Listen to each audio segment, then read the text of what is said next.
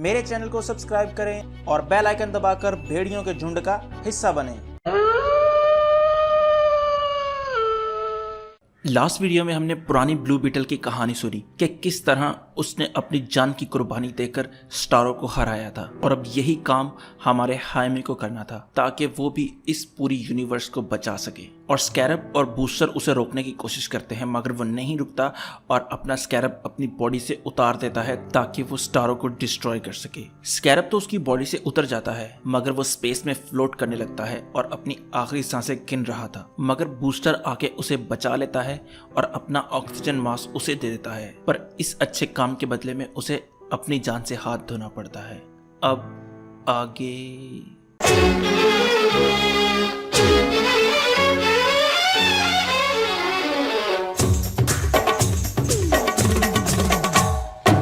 आज की वीडियो की तरफ जाने से पहले मैं आप लोगों को थोड़ी सी डिटेल बताना चाहता हूँ। अब ऐसा है कि मुझे लग रहा है कि हमारी इनजस्टिस जो 2 की कॉमिक है वो एंड होने की तरफ जा रही है और इसके बाद वो शुरू करेंगे ग्राउंड जीरो। जिस तरह हमने पढ़ी थी ना कॉमिक, शायद उसी तरह का कुछ शुरू करें। अगर वो नहीं शुरू करते उस तरह ग्राउंड जीरो की तरह तो फिर वो इनजस्टिस 2 को ही कंटिन्यू करेंगे थोड़ा सा लंबा। और आगे की जितनी भी स्टोरी हमारी जिस तरफ जा रही है मैं उसका आपको एक थोड़ा सा प्लॉट की समरी बता देता हूँ क्योंकि मुझे भी अभी इतना क्लियर नहीं है, लेकिन मुझे आइडिया है कि हमारी जो कहानी है वो किस तरफ जा रही है।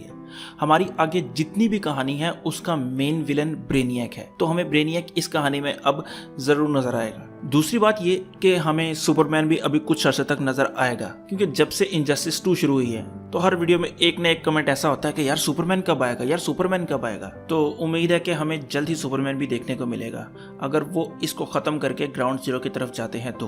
बाकी गुरिल्ला ग्रॉड जो है उसका भी एक थोड़ा सा अहम रोल रहेगा। खैर अब चलते हैं हम आज की वीडियो की तरफ। आज के हमारे इस चैप्टर का आगाज ब्रेनियक से होता है जिसने अर्थ को ढूंढ लिया है जहां पर वो क्रिप्टोनियन मौजूद है। तो ब्रेनियक अपने एक रोबोट से कहता है कि जाओ और जाकर अर्थ का कम्युनिकेशन सिस्टम खराब कर दो। तो वो रोबोट उसका ये हुक्म सुनते ही उसकी यही बात को दोहराते हुए वहां से चला जाता है कि अर्थ का कम्युनिकेशन सिस्टम खराब कर दो, अर्थ का कम्युनिकेशन सिस्टम खराब कर दो। दूसरी तरफ अर्थ पर स्ट्राइकर्स आइलैंड पर प्रिजन में अथानासिया अपने कमरे में बैठी है तो पीछे से गार्ड की आवाज आती है, ए लड़की देख तेरे से कोई मिलने आया है। और वो एल्फ्रेड था जो कि उसके लिए कुछ खाने के लिए लेकर आ रहा था मगर वो ट्रे उसके हाथ से गिर जाती है और सारा खाना नीचे गिर जाता है क्योंकि अभी भी उसके हाथ कमजोर हैं, अभी भी वो पूरी तरह रिकवर नहीं हुआ। तो अथानासिया एल्फ्रेड से पूछती है कि तुम क्यों आए हो यहाँ पर। तो वो कहता है मैं आपके लिए कुछ खाने के लिए ला रहा था। तो वो पूछती है वो क्यों।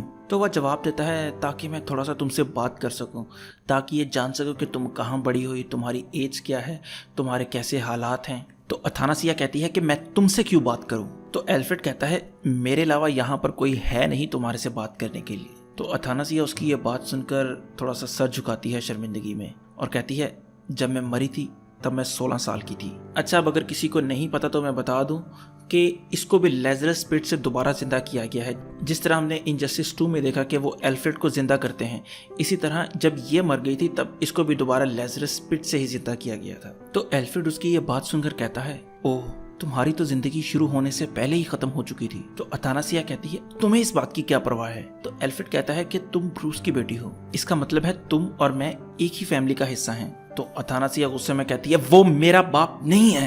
तो एल्फ्रेड कहता है कि मैं जानता हूँ तुम ऐसा क्यों कह रही हो, तुम्हारे बाप को समझना थोड़ा सा मुश्किल है और मैं ये भी कहता हूँ कि वो परफेक्ट नहीं है, लेकिन वो वैसा शख्स भी नहीं है जैसा तुम उसके बारे में सोच रही हो। इसके बाद एल्फ्रेड वहां से जाता है और ब्रूस और सेलेना के पास पहुंचता है जो कि एक रूम में बैठे चाइनीज फूड को एंजॉय कर रहे हैं। तो ब्रूस एल्फ्रेड को देखकर कहता है एल्फ्रेड तुम यहाँ पर कैसे। तो एल्फ्रेड कहता है कहीं मैं आप लोगों को परेशान तो नहीं कर रहा, क्योंकि आज पहली दफा मैं आपको काफी कंफर्टेबल देख रहा हूँ और मिस काइल्स आपका बहुत बहुत शुक्रिया, आपकी वजह से ये थोड़ा रिलैक्स तो हो रहा है। तो एल्फ्रेड ब्रूस से कहता है ब्रूस मैं आज प्रिजन गया था।